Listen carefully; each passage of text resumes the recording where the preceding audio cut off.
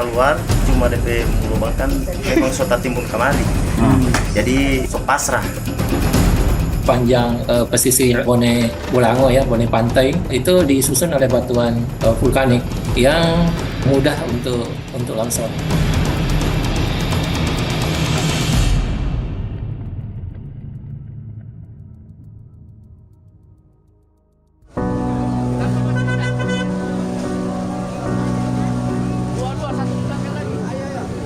Desa Tulobalo Timur, Kecamatan Suawa Timur, Provinsi Gorontalo kembali berduka.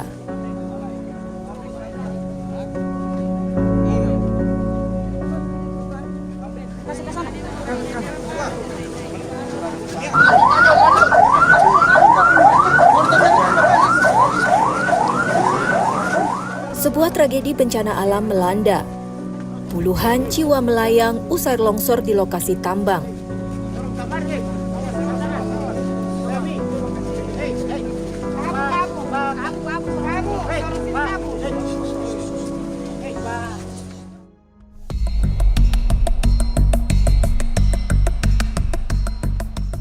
Masih meninggalkan bekas pasca tragedi tanah longsor yang terjadi.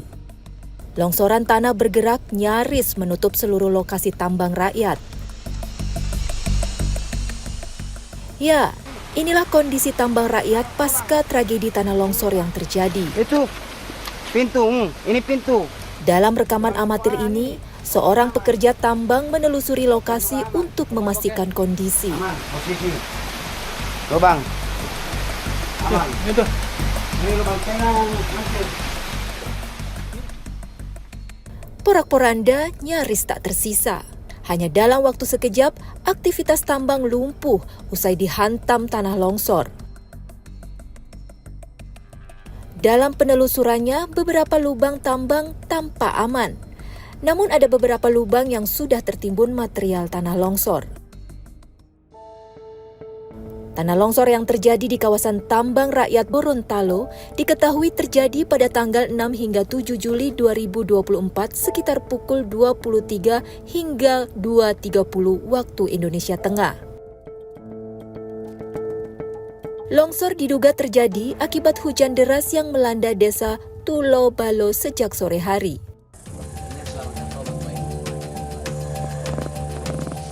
Untuk mengetahui bagaimana peristiwa itu terjadi, seorang korban pekerja tambang yang selamat lalu bercerita. Jam 9, ini dorong 2 masuk. Nah, jam 11 begitu, tiba longsor. Dia bagi satu kali dan tanpa, sedangkan saya sendiri juga jatuh di benteng itu.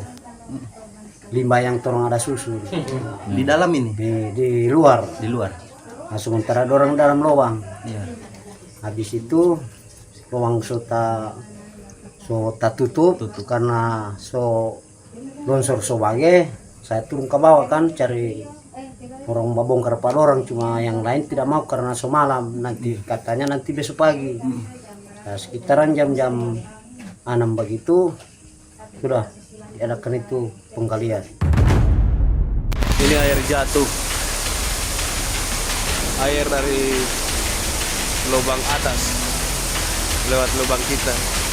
Ini tempat tidurnya orang mekaniknya kuaan. Tanah longsor di kawasan tambang rakyat Gorontalo menjadi cerita panjang.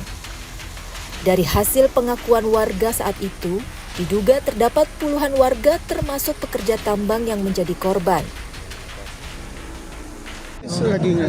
Waktu itu sedang apa di atas itu? Lagi menggali atau lagi istirahat? Lagi istirahat. Oh, lagi istirahat. Kejadian itu lagi istirahat terus longsor. Iya. Terus gimana korban-korban lain? Ada yang 2 orang ya. Tapi sudah dapat. Sudah dapat. Cuman Hidup. Iya. Cuman yang 4 orang belum ada kabar. Sampai sekarang. Iya.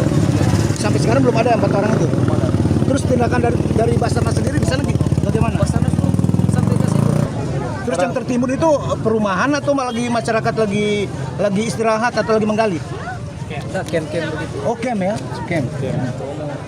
Kira-kira di dalam camp itu berapa orang? Sudah tahu makanya. Banyak sekali. Kan malam pas orang istirahat tuh. Saat kejadian Saya dari Tampang. Saat kejadian tiba ada lihat korban lain tertimbun atau apa? Iya cuma 2 orang tapi sudah kasih selamat. Selamat dia orang ya, Pak selamat ya. Tapi ada yang dilihat belum ditemukan begitu. Teman 4 orang belum sampai sekarang belum ada kabar. Teman ya. Saat itu ada di mana dia? Ada di camp juga, cuman kan langsung dia mungkin dia karena dia panik Lari. baru sudah tidak ada kabar. Cerita evakuasi pekerja tambang emas yang selamat rupanya bukan upaya terakhir penyelamatan korban musibah longsor. Bencana alam tanah longsor yang terjadi di area tambang rakyat Gorontalo sungguh luar biasa. Usai terjadinya longsor, pekerja tambang yang berhasil selamat berbondong-bondong mengevakuasi diri. Beruntung, masyarakat di sekitar lokasi sigap membangun akses jalan yang terputus meski tim SAR belum tiba di lokasi. Assalamualaikum warahmatullahi wabarakatuh. Inilah evakuasi para penambang di Jembatan Mono saat ini sedang berlangsung. Alhamdulillah warga yang berada di sini telah menyediakan beberapa potong kayu untuk digunakan oleh para penambang, dan ini evakuasinya.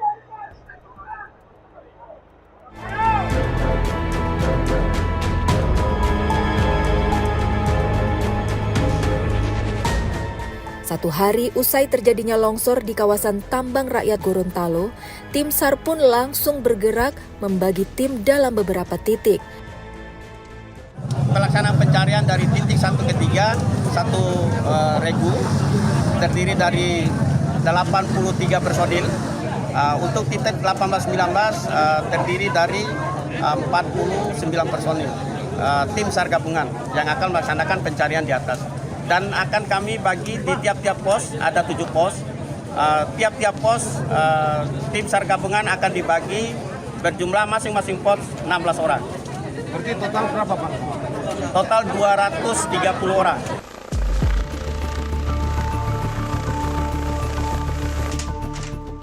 Peristiwa tanah longsor yang terjadi di tambang rakyat Gorontalo hingga saat ini masih dilakukan upaya pencarian untuk mengevakuasi korban. Lalu, bagaimana kisah cerita evakuasi korban tanah longsor di tambang rakyat dan apa yang menjadi penyebab longsor itu terjadi?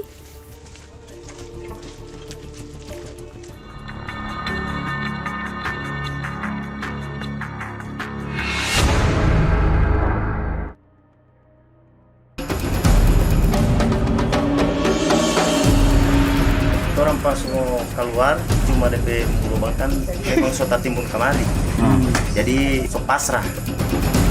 Panjang pesisir Bone Bolango ya, Bone Pantai itu disusun oleh batuan vulkanik yang mudah untuk longsor.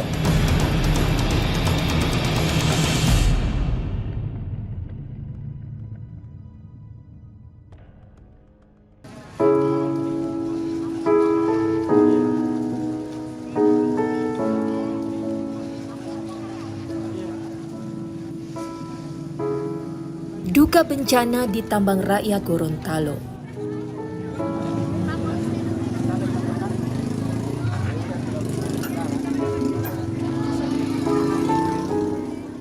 Keluarga hanya bisa pasrah dan berharap korban bisa ditemukan selamat. Namun nasib berkata lain. Air mata tak terasa saat mengetahui korban yang dicari ditemukan dalam kondisi meninggal dunia. Berapa orang itu Pak? Kalau orang 2 orang. 2 orang ya. Berarti yang tadi itu yang itu selamat ya? Tidak. Meninggal juga. 2 orang ya Pak? 2 orang berarti. Dari asal dari mana itu? Kalau yang dari Manado aslinya di pantai. Tapi kami di Limbota. Kami di Limbota. Rencana dikebumikan di mana? Di Limbota. Jadi ini tujuannya menjemput Pak ya?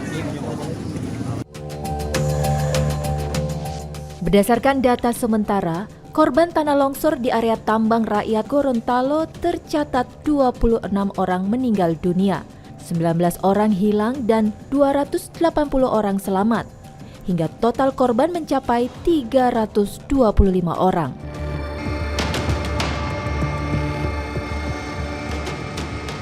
Peristiwa tanah longsor tambang rakyat hingga kini masih banyak menyisakan cerita.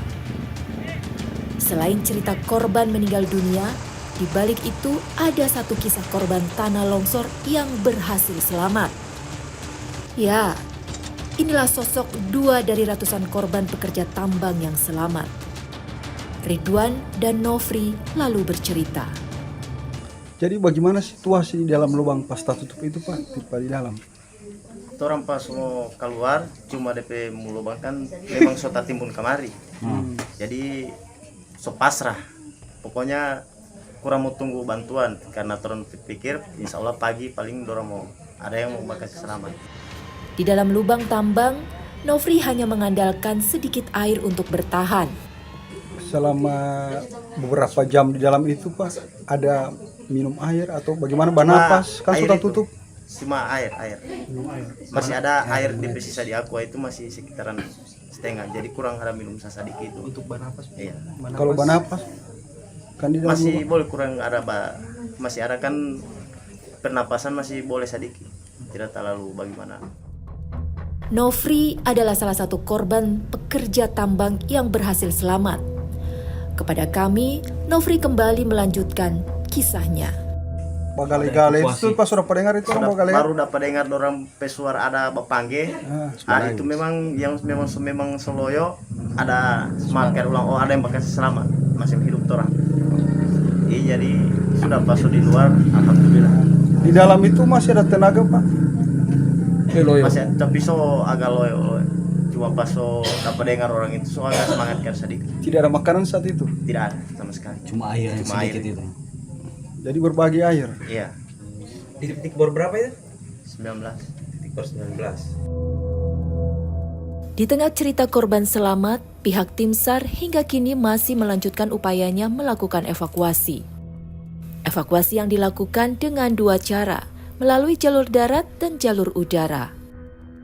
Berdasarkan hasil pemetaan tim SAR gabungan, musibah longsor terjadi di 3 titik lubang tambang. Jarak lokasi tanah longsor dari posko tim SAR kurang lebih mencapai 23,7 km. Sepanjang jarak itu, terdapat beberapa titik posko SAR.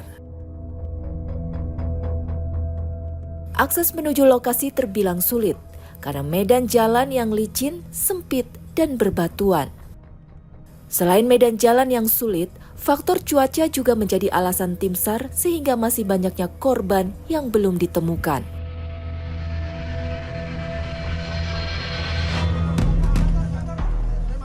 Di tengah cerita korban selamat, pihak tim SAR hingga kini masih melanjutkan upayanya melakukan evakuasi. Faktor cuaca dan sulitnya medan menjadi alasan masih banyaknya korban yang belum ditemukan. Ya, selama ini belum bisa kita deploy alat berat tersebut sampai dengan ke tempat TKP. Demikian Mas. Dari titik posko utama ini menuju lokasi kalau jalan darat normal itu sekitar 4 jam. Kalau terhambat dengan cuaca yang berapa waktu ini terkendala itu bisa lebih. Dan dari TKP sendiri kita ke tempat evakuasi itu terdekat bisa melalui satu-satunya lewat udara. Kalaupun mungkin didukung dengan cuaca yang baik misalkan sehingga alat-alat berat tersebut bisa tembus ke tempat kejadian, saya rasa akan bisa lebih banyak membantu untuk bisa mengakses. Dan selama ini jalan 2 kali. Dari arti kata yang lewat dari udara sendiri, lewat heli, demikian juga lewat darat. Kendalanya lewat darat, aksesnya tadi terlalu jauh.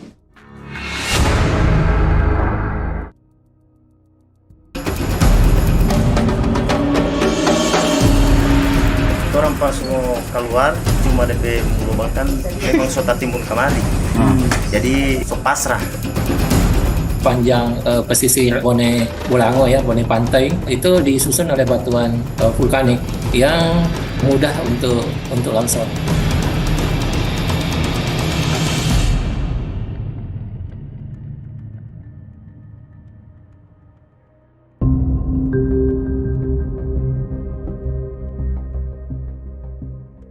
Inilah kondisi tambang emas di Desa Tulabalo Timur, Kecamatan Suawa Timur, Provinsi Gorontalo, pasca longsor beberapa hari lalu. Longsor terjadi tepat di bukit yang telah berubah menjadi kawasan tambang emas yang dikelola masyarakat. Peralihan kawasan hutan menjadi lokasi pertambangan, namun dikelola secara serampangan, telah mengakibatkan kerusakan pada lingkungan. Akibatnya, daerah tersebut rawan terjadi longsor hingga banyak merenggut korban jiwa.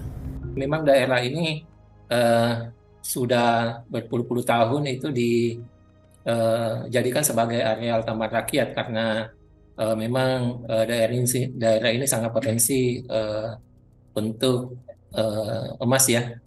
Tetapi di beberapa minggu terakhir ini memang Gorontalo itu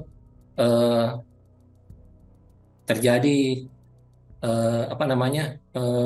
musim hujan yang sangat intensnya sangat deras, berbeda dengan bulan-bulan atau tahun-tahun sebelumnya.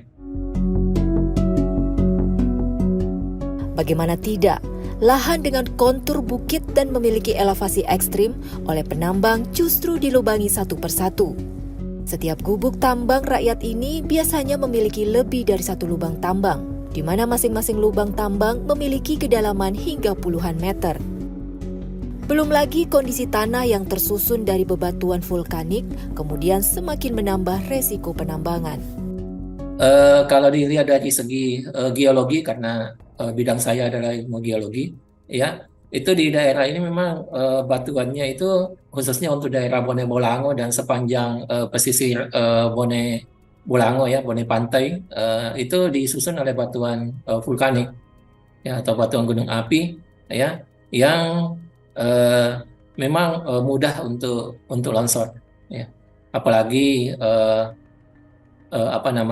jika intensitas hujannya sangat tinggi ya. Itu juga bisa kita lihat dari aliran sungai yang berasal dari daerah tersebut, yang dari Pinogu ya, Sungai Bone ya, itu kita lihat itu banyak sekali airnya sangat keruh ya, yang menandakan banyak sekali angkutan sedimen di dalamnya. Peristiwa longsor di tempat ini rupanya juga terjadi 4 tahun lalu. Saat itu, 1 orang penambang tewas. Namun, peristiwa itu rupanya tak membuat cerah para penambang. Dalam hitungan hari, kegiatan penambangan pun kembali berlangsung. Sebenarnya sih hampir semua daerah tambang yang khususnya untuk tambang-tambang yang dikelola oleh masyarakat, itu semuanya, hampir semuanya berpotensi untuk longsor ya, apalagi kalau tidak didampingi atau tidak melakukan penambangan dengan baik ya, karena kadang selain faktor cuaca, biasanya juga dari faktor safety ya, pada saat pekerja atau penambang itu melakukan aktivitasnya.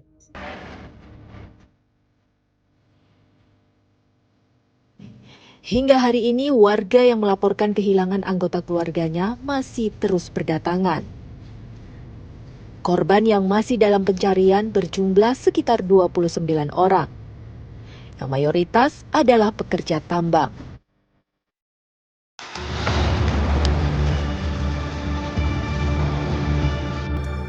Hari demi hari, aparat dibantu relawan terus melakukan pencarian para korban. Segala kekuatan juga telah dikerahkan.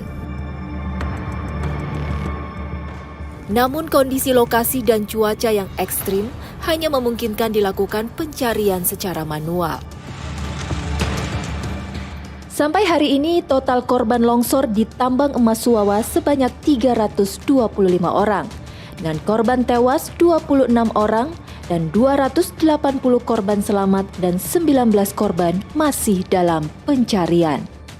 Sebaiknya jika kondisi cuacanya tidak ada peringatan dari BMKG kalau kondisi cuacanya itu agak ekstrim atau tidak seperti biasa, sebaiknya penambangan itu dihentikan dulu ya, sambil menunggu cuaca kembali normal seperti semula.